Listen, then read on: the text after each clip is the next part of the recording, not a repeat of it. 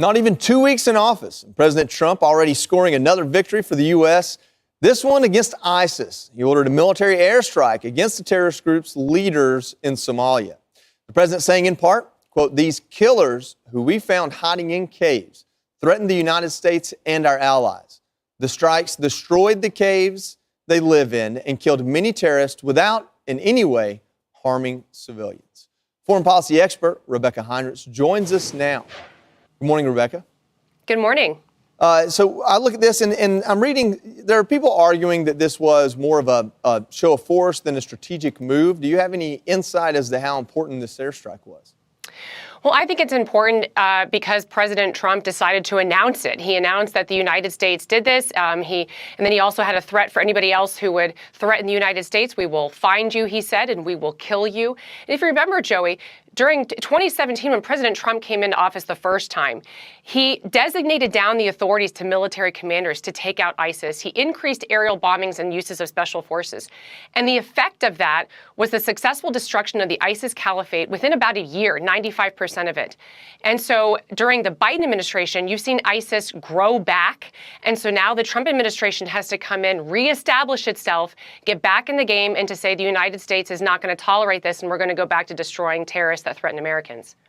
You know, I understand that ISIS as an entity has fingers all over the world, all over the region, in Africa and the Middle East. And they don't always get along. But it was ISIS-K that we're told orchestrated the attacks in 2021 at the air base. And then we have an ISIS group here in Somalia. We also have other groups in Somalia. We also have an ISIS-inspired attack in New Orleans. Is this kind of messaging that President Trump, hey, I destroyed the caliphate my first time around, I'm going to destroy all of you this time around? Are those things connected? Is this being his first military action? Is that because of what happened in New Orleans and what happened at the air base? I think it's related, Joey, because the way it works is ISIS grows. As you said, you're always going to have terrorists, Islamic terrorists around the world.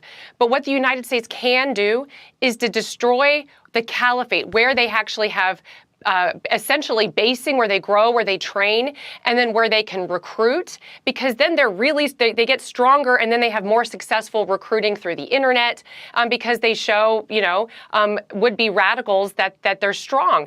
And so the United States needs to destroy those physical caliphates where they exist. You mentioned in Africa, under the Biden administration, Niger and Chad were two countries where the United States was conducting counterterrorism operations, and we were kicked out under the Biden administration. And so it's harder to do.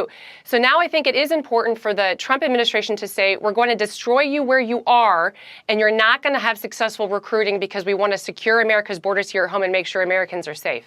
Yeah, I won't lose a minute of sleep over some terrorists getting killed. I kind of like it. So, Rebecca Heinrichs, thank you so much for joining us. Thank you. Yes, ma'am.